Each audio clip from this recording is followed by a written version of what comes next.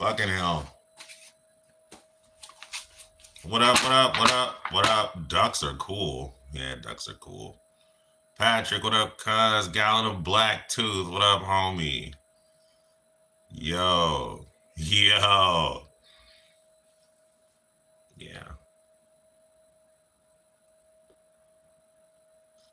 Brittany said, bah. Nah. I mean, I figured you at least like ducks. You know what I mean? I'm able to put two and two together, unlike Christians. So, what up, Deutschland? Guten Tag. Well, it's probably Guten Nacht, given where you're at, you know. What am I up to? What's going on, Ryan? Getting ready to read a little bit.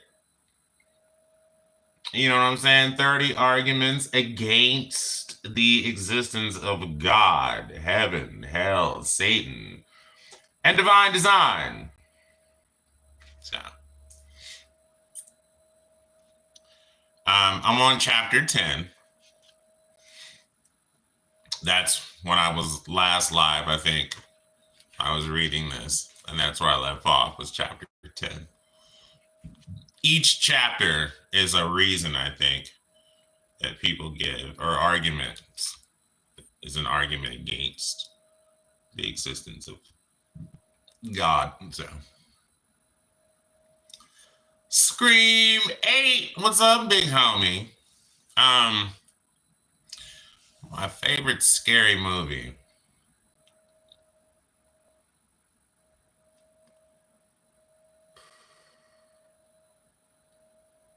Well, for a long time, it was Halloween, the original one from 1978.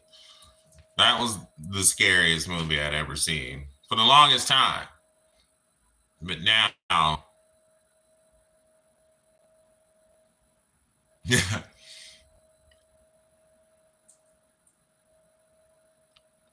I want to say, you'll be like, what the fuck? That's not even a scary movie. I'm like, it is for me.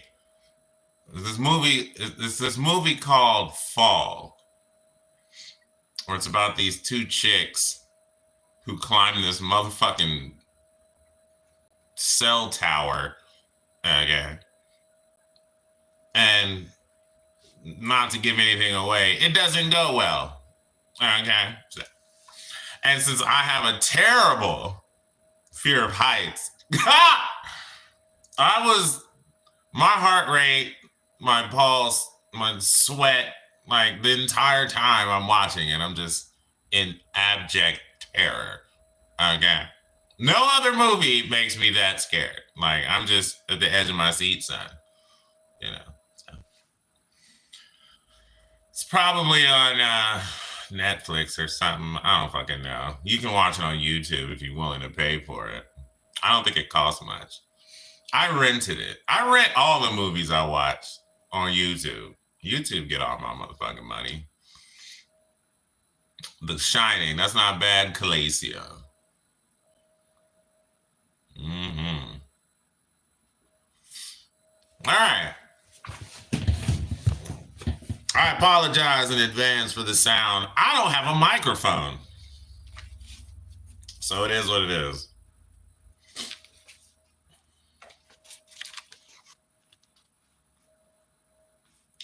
Counter-apologist and philosopher of religion John Loftus wrote an excellent book called The Outsider Test for Faith. The argument in this chapter will borrow from that book to some degree. It is a great book, like all of his other works, and one I suggest you read. As I've already hinted, there are many variables that are involved in why people believe in God, most of which are not particularly rational. The accidents of geography and history are prominent ones. The simple fact of the matter is that there is tremendous religious diversity in the world, but that diversity is ghettoized, isolated, or segregated by place or group. The distribution of religion is not random. This is how John Loftus sees it. People who are located in distinct geographical areas around the globe overwhelmingly adopt and justify a wide diversity of mutually exclusive religious faiths due to their particular upbringing and shared cultural heritage. This is the religious diversity thesis, and it is a well-established fact in today's world. The problem of religious diversity cries out for a reasonable explanation, something that faith has not provided so far. The size of these groups is also diverse. We have 2.1 billion Christians and 1.5 billion Muslims, compared to 23 million Sikhs and 4 million Shintoists, and everyone in between, and even smaller religions. We have a further problem in that a given religion will itself be split into different denominations. For instance, Christianity has some 42,000 different denominations, largely based on geographical and historical distribution, and often having a variety of competing or conflicting beliefs. Why is this a problem? As an example, if you were an Arab born in Riyadh, Saudi Arabia in 1996, you are incredibly unlikely to be a Hindu. Indeed, it is almost certain that you will grow up being a Muslim. Likewise, you are unlikely to have primal indigenous beliefs of the power of the Amazon River growing up in a Lutheran community in Bible Belt, USA. Parents, families, communities, and societies so often define who we become and what we believe. There are, and this is an indisputable fact, distinct geographical concentrations of religions around the world. Christians may be concentrated in Europe, South and North America, and other pockets of colonial history. Islam prevails in the Middle East, North Africa, parts of subcontinental India, and the islands of the Indian Ocean. Shintoists primarily exist in Japan, and Hindus in India. These and other statistical generalizations and trends exist. If God were perfectly loving, then it would ensure that all people could participate in a relationship with God, unless people had somehow deliberately excluded themselves through some kind of resistance. Some philosophers call the people who, under other circumstances, would have happily believed in the right God given the right context, non-resistant non-believers. They don't believe in the right God not because they are wholly against the idea of that God necessarily, but because they just weren't lucky enough to be born in the right geographical and or historical context. The challenge for religionists is that most religions have it wrong. That is, religions are mutually exclusive. If I'm a Muslim, I believe the Muslim religion and revelations are correct. And I believe my religion is a more accurate representation of reality than that which a Jainist believes, almost certainly, in India. And if access to heaven or hell or nirvana or whatever afterlife there is, or if access to God, whichever God exists, or if access to the fruits of belief in the correct God depends upon believing in the correct God, then there's a lot on the line. However, given the serious implications of belief, it seems rather bizarre that omni-God would design, create, and arrange the world in such a way that most people don't rationally survey the smorgasbord of religious offerings and then, using logic and reason, assent to the correct one. Instead, they are overwhelmingly born into any given religion.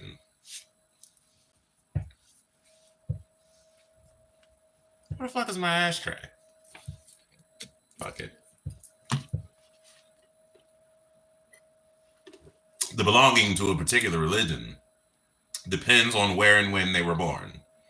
And that might well be the component of their existence that informs the verdict of whether or not they access the good stuff or get condemned to the bad stuff. perhaps for eternity. As Loftus continues, the main problem religious diversity presents us with is that not every religious faith can be true. In fact, given the number of mutually exclusive religious faiths in the world, it's highly likely that the one you inherited in your respective culture is false, given the odds alone. Robin McKim tells us that it is clear, therefore, that large numbers of people have held and now hold false beliefs in the area of religion. At most, one of them can be true. And since so many people hold false beliefs in the area of religion, it would seem, therefore, that all groups need to consider the possibility that their beliefs in this area may be mistaken.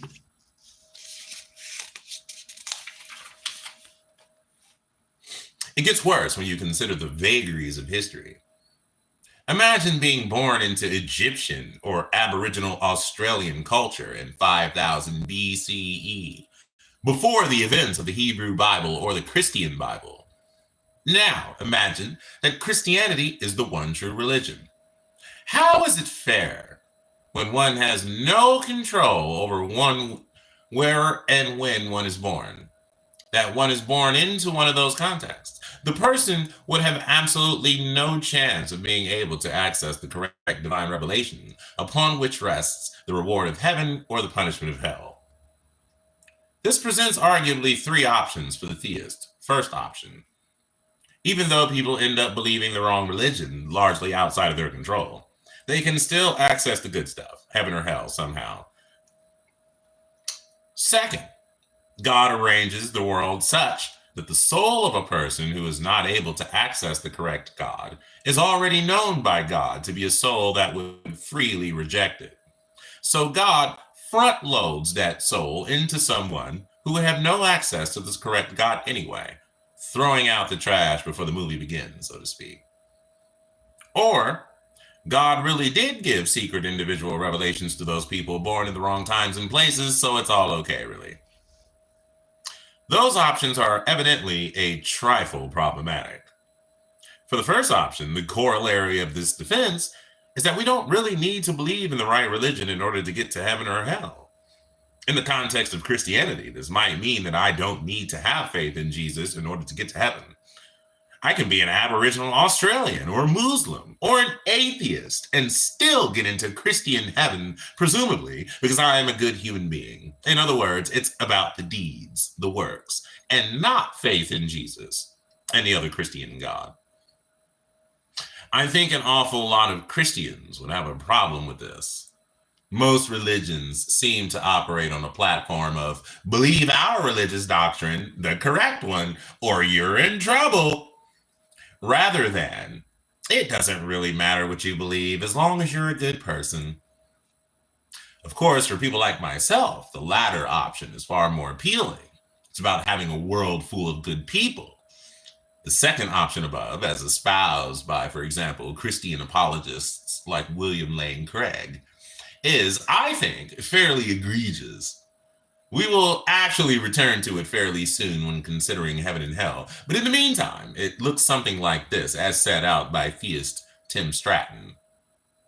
God knew that those who never hear the gospel would freely choose to reject it, even if they did hear it. Remember that God has perfect omniscience. Therefore, he knows with certainty who would freely accept his offer of love and who would freely choose to reject him, even if they could do otherwise. Since God knows who would freely choose to reject him, even though they really could do otherwise, why does God even need to let them hear the gospel, since he knows they would reject it anyway? I can imagine this unevangelized person face to face with Jesus on Judgment Day. This person might initially object and say, but this isn't fair. How could I have rejected you when I didn't even know about you? And then God would reply, I knew that even if you were face to face with me on earth, that you would have rejected me anyway. The defendant would then reply, that's right, I would have rejected you then, and I reject you now. God can make sure that those who would repent, if they hear the gospel message, will hear the gospel message. As an advocate of God's middle knowledge, I believe that God knows with perfect certainty who would repent after hearing about Jesus. Therefore, if hearing the gospel is necessary to be saved, God can make sure that those he knows would accept him will be born in a time and place in which they will hear the gospel. If God, with ultimate control and knowledge, knew that an entity it created would indubitably reject it, then in creating that entity, God is creating a human so that they go to hell. I don't think either of these three options get the theist out of a bind. They are not good enough and look rather like desperate ad hoc rationalizations. I would offer a fourth option to the ones listed above: universalism. This is the idea that everyone is eventually saved one way or another. If I were to be religious, this would definitely be the option I would take. I can make no sense of God at all, but if there were a God, this God and religion would be universalist. If I were God, everyone would eventually get the good stuff. After all, it would be my fault for knowingly designing and creating them in the wrong context anyway. But with most versions of God as we understand them, and given religious exclusivity, the scenario presented in the argument is as follows. Our beliefs will define whether we get the good stuff or don't. Our beliefs are overwhelmingly defined by when and where we are born. From 1 and 2, whether we get the good stuff or not is overwhelmingly defined by when and where we are to be born. We have no control over when and where we are to be born. Most people are born into the wrong places where beliefs prevail that preclude them from getting the good stuff. 6. From 3 to 5, most people, overwhelmingly, have no control over whether they get the good stuff or not. 7. A creator who knowingly designs and creates a world in which human beings are punished for something they have no control over is an unjust creator. 8. God, being ultimately powerful and responsible, has control over everything. When and where we are to be born, the entire world into which we are to be born, who is to be rewarded and punished, and how, etc. 9. God designs and creates a world in which it knowingly allows most people to overwhelmingly have no control over the good stuff or not. 10. God knowingly designs and creates a world in which most people are punished and overwhelmingly have no control over their punishment. And finally, from 7 through 10, therefore, God is unjust. One example out of many as to how omni-God cannot be fair or just, and by not being fair or just, is not omnibenevolent. Thus, if God exists, God is not omni-God.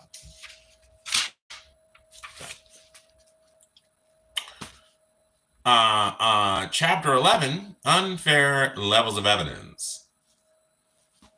I'll pause for a second to address you all. Ain't that right, Petunia? Fuck it, stay asleep. Nice. That you are reading. I must have missed something. Lydia. Show us the book title, please. Oh, okay. It's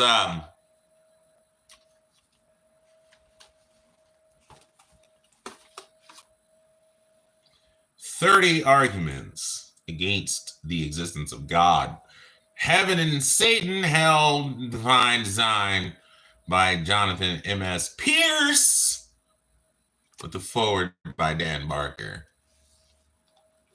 We atheists know who Dan Barker is.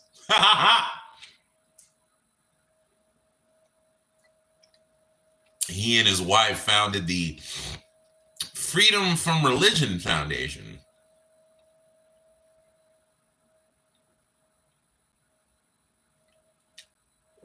He was a former evangelical pastor.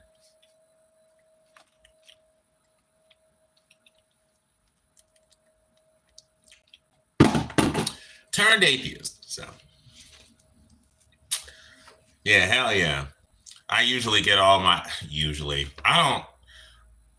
meaning exclusively. I haven't gotten a single book anywhere else. Okay, I'm lying. It was like 3 books that I bought from like Books and Company. The other like 68 books or some shit came from bookshelf. Is it bookshelf? Like books? I think it's bookshelf. Bookshelf.org. Bookshop. Maybe it's bookshop. Bookshop. I think it's bookshop.org. Either way, like, that's where I get all my books from. Like, all of them. With the exception of, like I said, those 3 that I got from Books and Company. But I also got one from your boy Jay Schneider from TikTok. His book, the Holy Shit of the Bible. I'm gonna eventually be reading that, but he reads it, so it's sort of like, well, if you want to hear it, just go to his channel and watch. You know what I mean? Like, I don't want to steal his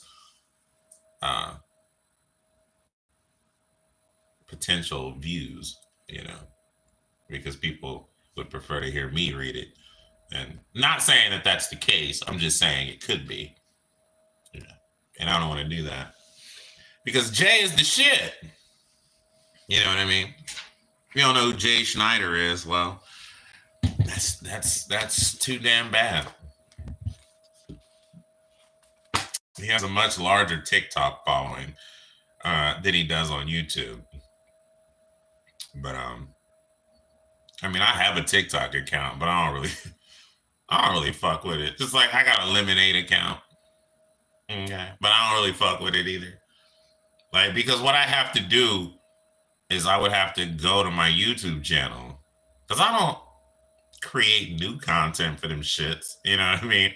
I just download videos from YouTube that did relatively well, you know.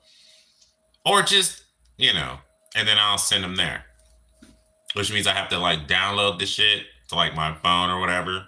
And then go to Lemonade and TikTok or whatever, then upload the shit there. And it's fine, like, but I don't be feeling like doing all that. Cause I don't really fucking care. Like, fuck TikTok, fuck Lemonade. Like, I was just there because I don't know, I'm trying to get my name out or whatever. You know?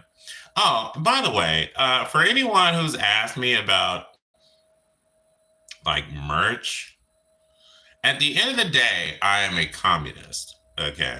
So, that being said, I can't guarantee that the persons who would be making the shirts and the hoodies or whatever are fairly paid. Okay. So I don't want to further support their exploitation when I don't have to. So I'm actually trying to just wait. Okay. I mean, I get that there is no ethical consumption under a capitalist arrangement of the economy. I get that. You know what I mean? But that doesn't mean you have to be egregious about it. Like I'm not exploiting anybody. You know what I mean? I mean, I kind of am. You know what I mean? Just because I exist in a capitalist system, it's inevitable.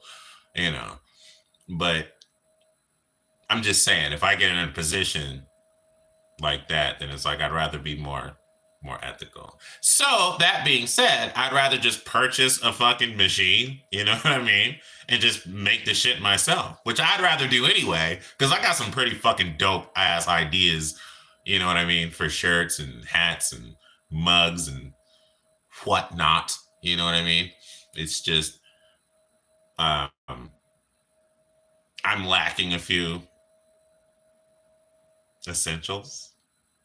Okay. Like I don't have like a screen press machine or whatever machine would be best for fucking like whatever machine like did this shit. You know what I mean? Like I think it's screen printed. It wasn't stitched. Okay. So yeah, so I need that. But that aside, I don't have a laptop. I'm poor, motherfuckers. I don't know what to tell y'all. I don't have a laptop. I don't have a computer. I just have my fucking phone. I don't even have a tablet.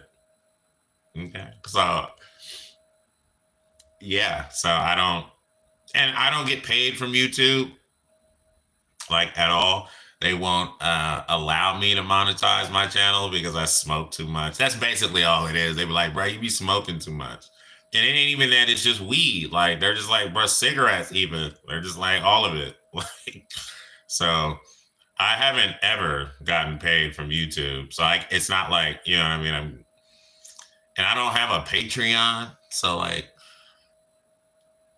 and I don't advertise my PayPal and Cash App like that. You know what I'm saying? Like, the links are in my bio, but like, I'm not always making reference to it. It's like, I'm not trying to make a living off of YouTube. Like, I just make stupid fucking shorts trolling these credulous Christians because it's fucking fun. You know what I mean?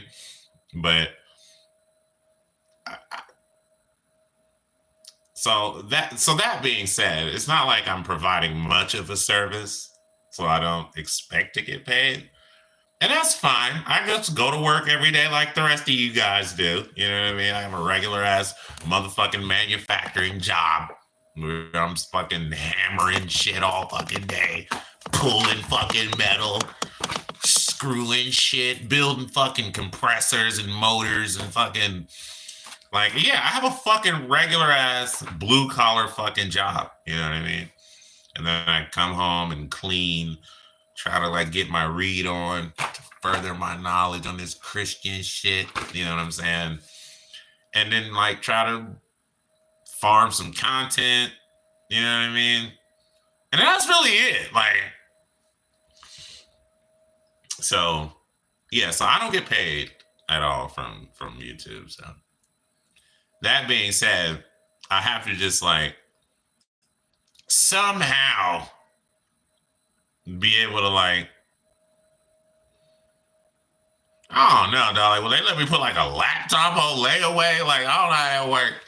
I ain't never used layaway. I mean, my mom did when we was kids, but I haven't ever used it as an adult. You know what I mean? I just felt like if I ain't got the money for it right now, then fuck it. You know what I'm saying? I'm too poor to save. You know what I'm saying? Like, the fuck? Saving is a luxury when you're poor. Okay. That's not something that we poor boys can do. I mean, I ain't even bought no new rings in a while. And I fucking love that shop. Like, I get all my rings from the same place. Gothic.com. I mean, it's Gothic.com without the O. So it's like G thick. Whatever. GTHIC.com. That's where I get all my rings from. Every last one of them. And they come in these dope ass black boxes with like their design, their logo on the front. It's fucking sick. And then like the little cushion that the ring sit, that is also black. So like the rings look they pop even more when they're sitting in the box. Fucking dope. I know someone had asked me where I got these from. And so I just thought I'd take the opportunity. I had already made videos addressing them. Like I showed them all up close, each one, you know. That was a while ago, but so I get that people wouldn't have seen that video, but so I just thought I'd address it now. Get them all from Gothic without the O.com. I get all my books from bookshop.org. I think that's what it is. Yeah. And I get absolutely nothing from Amazon. I haven't shopped at Amazon in years. Because I am just ideologically opposed to shopping at Amazon. I just won't do it. I just won't do it. You know what I mean? Sort of like Walmart. Like, I just won't shop at Walmart. Fuck Jeff Bezos. Fuck the Walton family. We often hear that God wouldn't put a cross on the moon as overwhelming evidence for his existence because it's just too overwhelming and doesn't give people the choice to believe. But this is thoroughly problematic. This is another argument to show that God is not fair. And as you have just seen, by not being fair, God does not exist as omni-God. We don't need to imagine scenarios like putting a cross on the moon for proof of the existence of God. Instead, we can refer back to the Bible itself. or to any holy book that gives preferential access to God for one or other protagonist, Moses, Muhammad's entourage, etc. For this argument, I'm going to refer back to doubting Thomas, one of Jesus' very own apostles and disciples. You see, God saw fit to convince doubting Thomas, who, after all, knew Jesus and saw him do his miracles.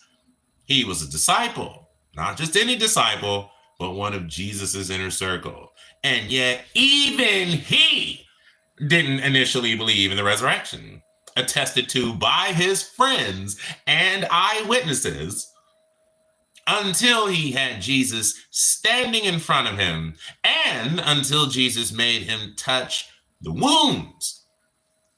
As John 20 relays, verse 24, but Thomas, one of the 12, who was called Didymus, was not with them when Jesus came. So the other disciples were saying to him, "We have seen the Lord." But he said to them, "Unless I see in his hands the imprint of the nails, and put my finger into the place of the nails, and put my hand into his side, I will not believe." 8 days later, his disciples were again inside, and Thomas was with them. Jesus came, the doors having been shut, and stood in their midst and said, "Peace be to you." Then he said to Thomas, "Place your finger here and see my butthole." I'm just kidding. And see my hands. Yeah. Then he said, "Place your finger here and see my hands, and take your hand and put it into my butt, into my side, and do not continue in disbelief, but be a believer." Thomas answered and said to him, "My Lord and my God." Jesus said to him, "Because you have seen me, have you now believed? Blessed are they who did not see and yet believed." He said not see. Anyway, and yet almost the entirety of the rest of humanity is not remotely afforded this level of evidence and is expected to believe, arguably on pain of hell. Thomas got to poke Jesus, bodily resurrected, in front of him in the hands. He got to feel the skin of the real and resurrected God. And only then did he believe. He's now a saint. Okay. This is completely unfair and involves terrible double standards. God is not fair. Therefore, God is not perfect or omnibenevolent. The only way God could deal with this potential unfairness is by having some kind of metric for judgment that allows for everyone's causal circumstance to be taken into account. Person X believed in God 69%, but only with a 32% evidential bias or basis. But what of person Y, who believed 90% on evidential basis, 12%? And how about person Z, who believed on 15% but only had 2% evidential basis, and all combinations thereof? I'm not sure that this form of metric is either evidenced in the Bible or elsewhere, and I do not know if the classical version of God could use this metric because it would know the outcome in advance anyway and would not need to create the test in order to verify its infallibly predictive knowledge. I will leave aside the dubious historical accuracy of this pericope. Wait, hold on. Yeah, fuck it. It tells us, though, that the great St. Thomas only ended up believing in Jesus' resurrection when presented with first-hand sensory experience of it. Evidently, the apparent eyewitness testimony of his fellow disciples wasn't enough. Yet, for an awful lot of, perhaps almost all, modern potential and actual Christians, and all people throughout time, from Amazonian tribes people to someone born in Mecca in the 1600s, there is a completely unfair distribution of evidence. Thomas is afforded far more evidence so that he eventually believes and becomes a saint than I can ever reasonably expect. And if the end result of judgment is based on my belief decision without the same experience as Thomas, then this seems even more unfair. And unfortunately, those secluded Amazonians do not even have a Christian option in their decision. I or you don't remotely get to cross or even approach that evidentiary threshold or benchmark. All we get is a bunch of people telling us a particular book is the one true book amongst the whole collection of holy books and revelations from other people and cultures and religions around the world. And that's it. I can be no more truly convinced about Christianity by accounts of personal revelations than I can about Islam and Hinduism. You see, since Christians, Muslims, and Hindus alike purport to receive mutually incompatible revelations and equally swear by them, an outsider like me cannot take personal revelation claims as reliable revelations of truth. And explicitly philosophical arguments can only really get you to generalized atheism, deism, or theism. The Bible is what gets you to Christianity. Yet, the Bible is very poor evidence indeed. We have unknown authors writing in unknown times and unknown places with unknown sources, unverified and unverifiable, writing with evangelizing agendas ex post facto with no historiographical pedigree. It's shockingly poor evidence.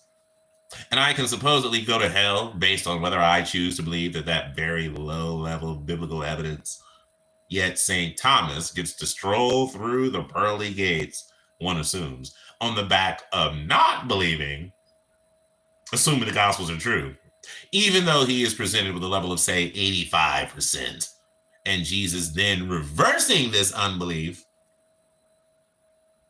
in the resurrection, Jesus' divinity, and the whole atonement idea. Not that Thomas actually would have understood this at the time, I wager, by getting Thomas to poke him and raising the evidential threshold to 95%. The Christian believer could counter that different people react differently to differing levels of evidence and concoct some kind of counter-apologetic. My general point would be yes. All sorts of people will react differently to the same level of evidence, and all sorts of people get different levels of evidence. It's a bit of an unfair mess. Time for another analogy. Imagine I have a class of 30 children to whom I give a test. All 30 children have different brains, knowledge bases, abilities, and thresholds, etc. I give them a test of 100 questions and declare that the children who fail to get at least 70 will get detention. Children who get 70 or more will get a special treat. So I give them the test, except I also give out different cheat sheets to everyone, ranging from no help to 95 points worth of help. Each child either gets no extra help or gets some kind of leg up to getting closer to that 70-point success. Some people, like little Thomas over here, gets a cheat sheet with answers worth 95 points. Lucky him. Poor Alice over here, who's not very clever due to her genetics and troublesome environment, gets a cheat sheet with 0 points of help, and she only gets 16 correct, and therefore she gets detention.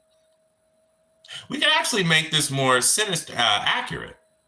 Some children are given trickster cheat sheets, like our Saudi student Mo, who gets a cheat that actually tells him wrong answers and leaves him with 35 points less than he would have gotten on his own.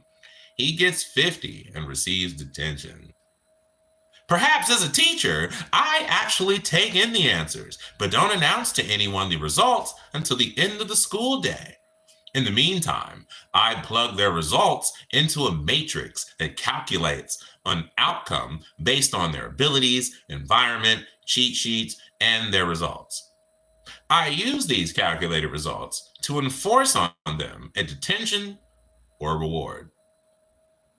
That would need some unpicking and looks rather like some kind of deterministic algorithm, the results of which, as this particular teacher, i.e. God, I knew in advance anyway.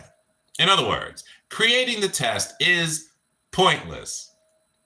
What the algorithm would actually produce is everyone getting the same marks, since the algorithm would have to be fair. There would be no child who would have their environment, genetics, cheat sheet, or anything else over which they have no control, giving them an advantage or a disadvantage. The only fair option for an omni-God designing and creating all humanity from nothing is to give everyone the same chance at heaven or hell, and when we control for causal circumstances, this translates to the same score. Finally, let me bring into play one particular apologist, Catholic Dave Armstrong, who took umbrage with my claims about this, but didn't really hit the mark, as you'll see. Here's a snapshot of my blogging world. He said, "I think God does provide sufficient evidence, all sorts, for every human being. For human beings have various mechanisms by which they rationalize such things away or reject them. If it's not efficient enough to bring about belief, I'm not a Calvinist and believe in human free choices and free will, then one can either criticize God or point out that perhaps the person involved has an irrational demand. The fault can conceivably be on either side. God's not to blame for everything, as many of his critics seem to think." See, this is actually contradictory.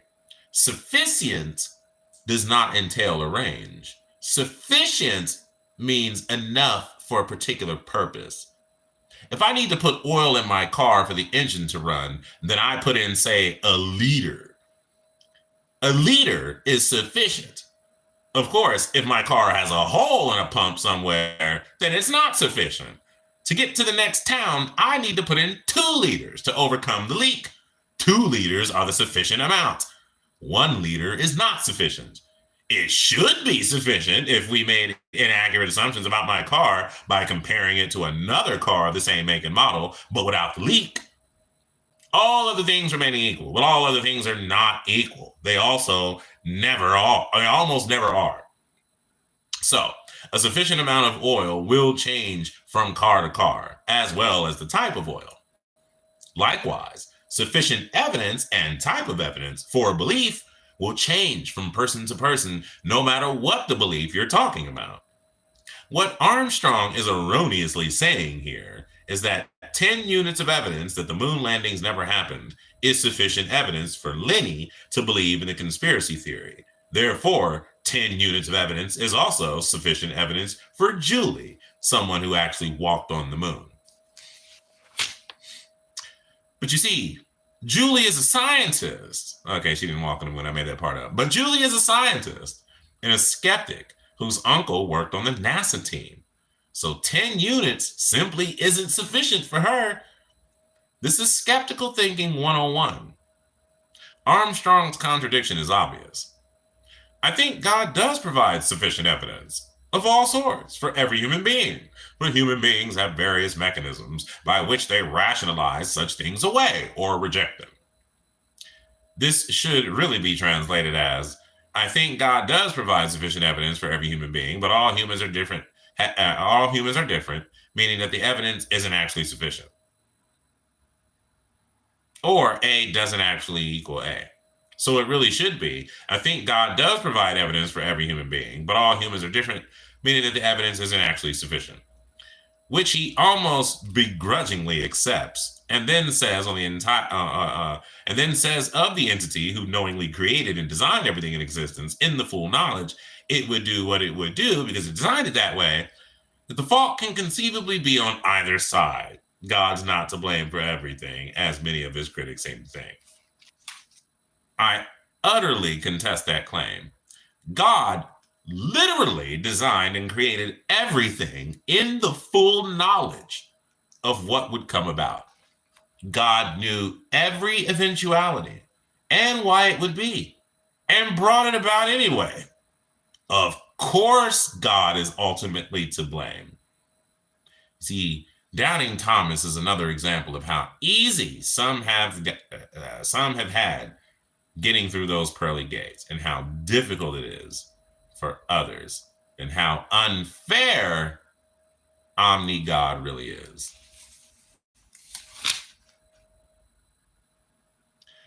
Chapter 12, some people are still more likely to believe than others, and that's also unfair. But I'm going to leave it right there.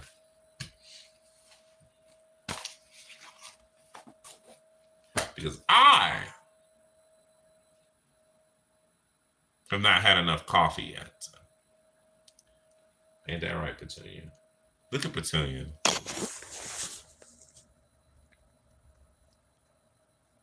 Petunia. Don't turn your head. Don't you dare turn your head away. I'm talking to you. Excuse me. Excuse me. That's right. You come over here and love me. Hell. Look, Petunia. You're alive. Look at yourself. You don't want to look at yourself?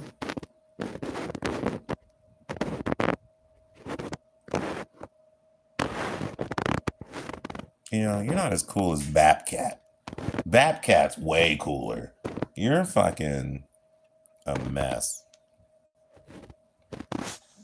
You're a mess, Petunia. Give me my damn book. Hey, Calacia, thanks for moderating. and the rest of y'all, Petunia, what? Why are you blaming me? I done started something I couldn't finish. Look, you about to fall off the bed. I was about to call Donnie B in here. Anyway, I'm about to go because I need coffee again, and probably to like find some more content because people are just not asking good questions in the fucking, you know what I mean? Like, I be looking at comments. Don't get me wrong. Like, I love all the comments that like agree with me and shit. But like, I be needing some, and it's not that like people don't be asking questions. It's like, but if it's in some long ass diatribe of a comment, I'm not reading that shit. You know what I mean? You have to ask your question in like 10 words or less or some shit. Look at this. What? You on my lap now, son? Look at your butthole.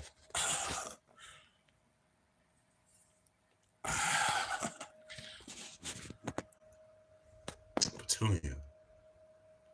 You know what the books smell like?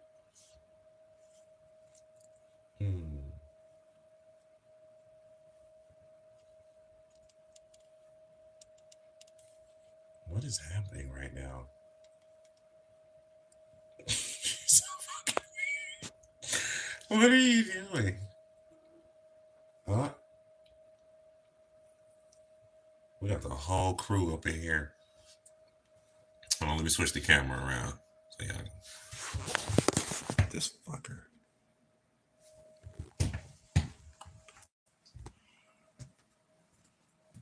Look at this motherfucker.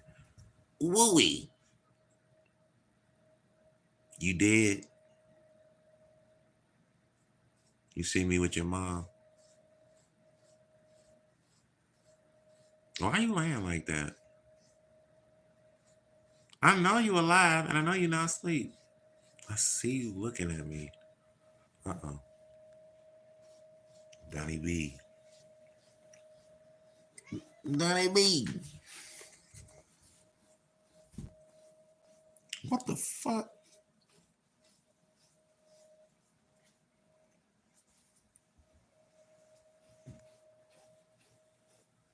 Are you licking the wall? Why are you licking the wall? What the fuck? Your mom weird, bruh. Petunia. Petunia. Stop licking the wall.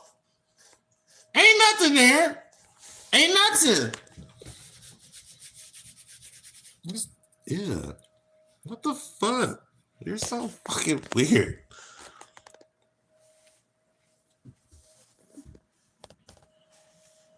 Oh, you ain't laying?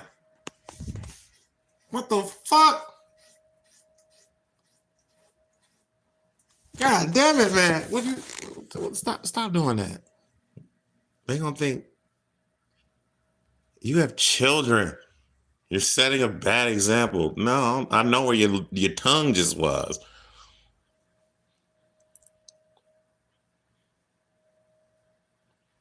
Stop licking the wall. Louis, what's wrong with your fucking mom? Wall licking asshole. Stop licking the wall, Julia. Get away from the wall.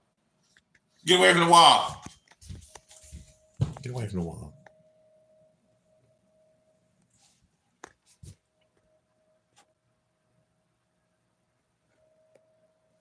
Get out.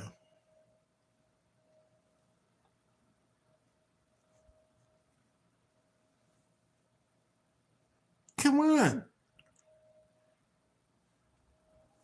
All right, but you better not lick the wall. Look at Donnie B come out of nowhere and shit. I gotta make some coffee, man.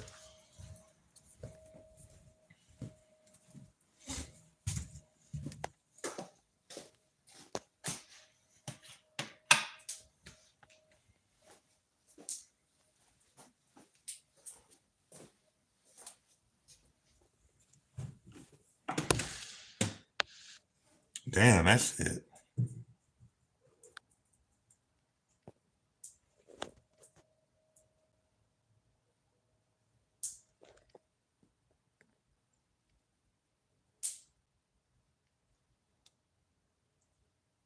I know, man. That shit all melted away.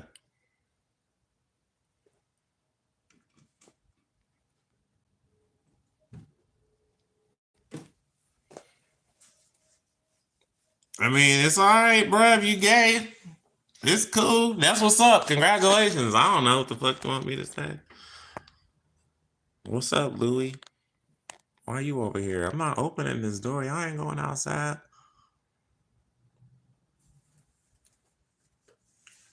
What did it happen to me? Stop being weird, Batuhan. It's cool, dog. What you mean, why did it happen? It's a great thing. What do you see out there, Louis? Ain't nothing out there. Y'all niggas tripping. Oh, I got still some coffee left from this morning. Shit. You already know.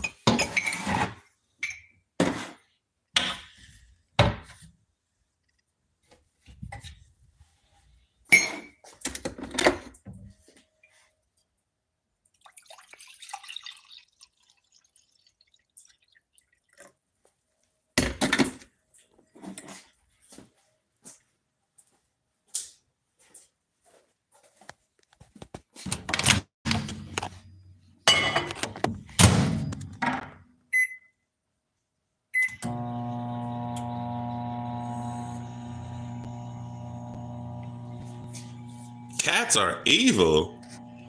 I don't know about all that. My cats are cute little. This one's too stupid to be evil. Like Louis, I love him, but he's dumb as fuck. Louis, you know you dumb. Ain't that right? I had to put the light on so I could see it better, Louis.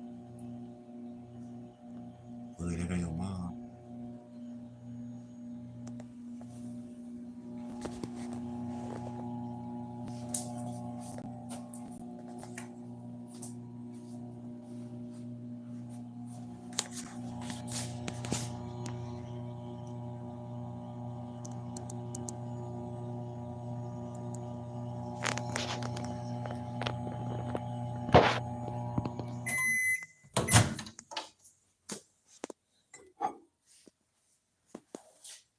Can you back up?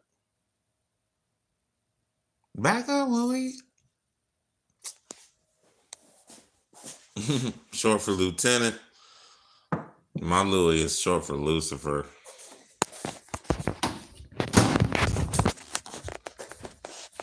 Probably should call him Lucy, but I'm like, Louis. Better.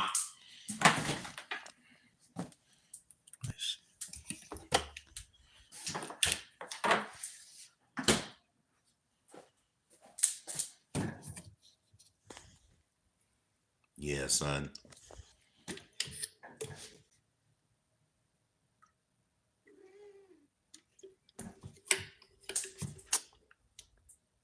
You don't want that.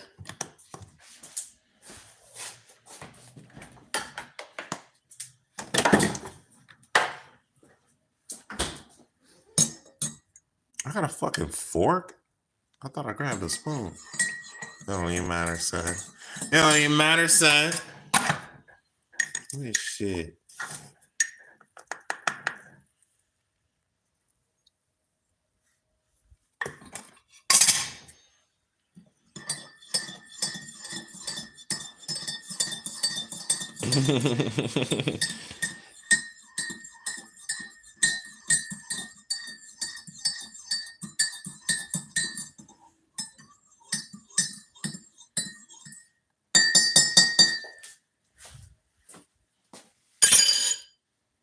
Look, I got 2 mugs from the line.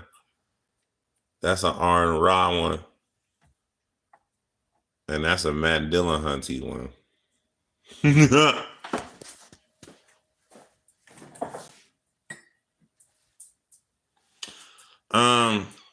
Shit. I don't know, dog. I'm about to get high. I know that. I ain't smoked a blunt in like 20 minutes. So I got to do that. You know what I mean? Hell yeah, brother. Oh, it.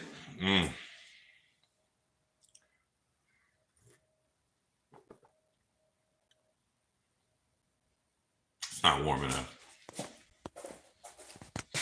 The motherfucking creamer cooled it down. Cool down coffee.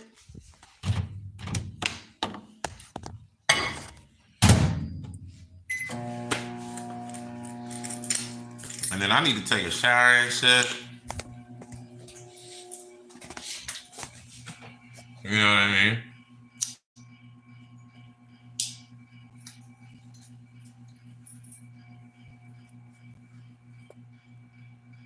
What's going on, Grim Feeling 88? What's up, Aaron? I didn't say what's up to you. What's up, Jen? What's up, Discontinued? Shit, sorry about that, Louie. I didn't know you was there.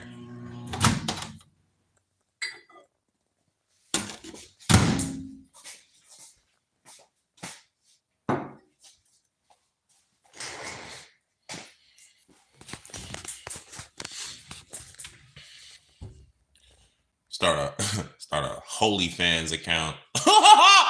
Unholy Fans. Unholy Fans.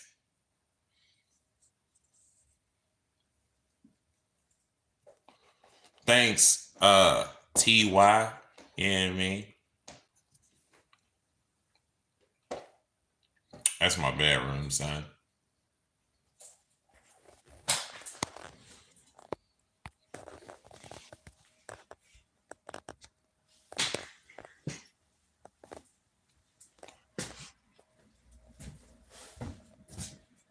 That's the cat's tower, Brad.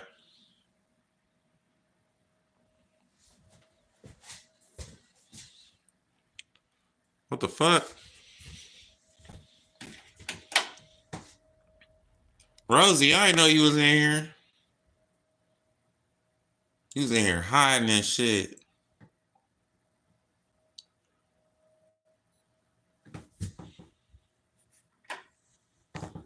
Hell no.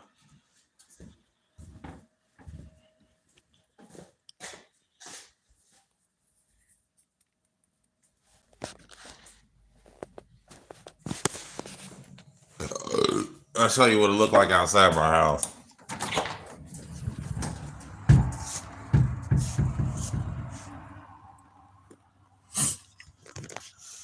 Look at my beat up ass, busted ass piece of shit truck.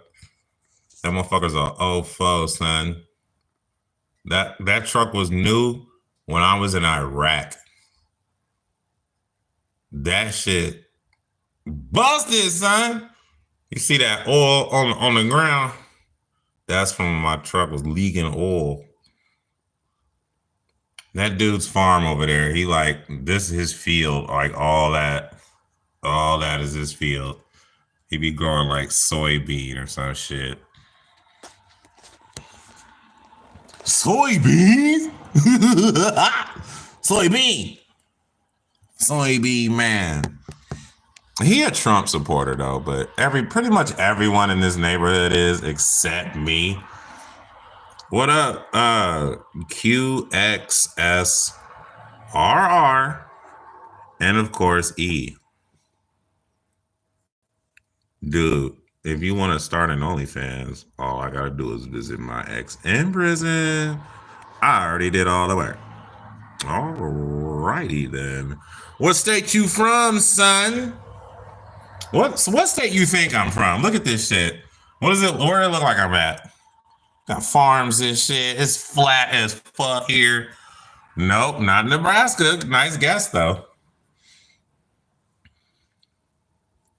I'll give you a hint. It's the Midwest. It's the Florida of the Midwest.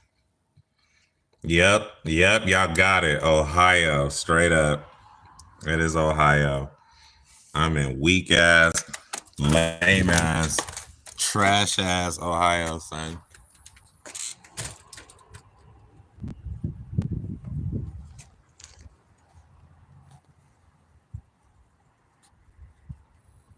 It's a piece of shit.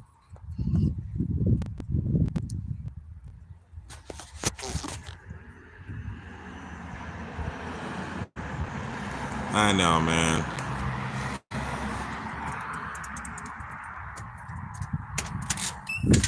Back the fuck up.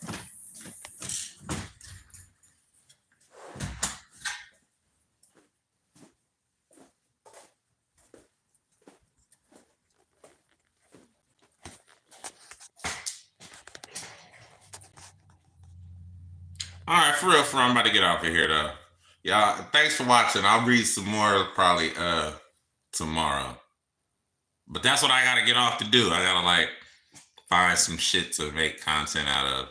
So hopefully some Christians will ask me some stupid fucking questions to which I can respond in a video. So guess we'll see what happens. Thanks for watching. Excuse me.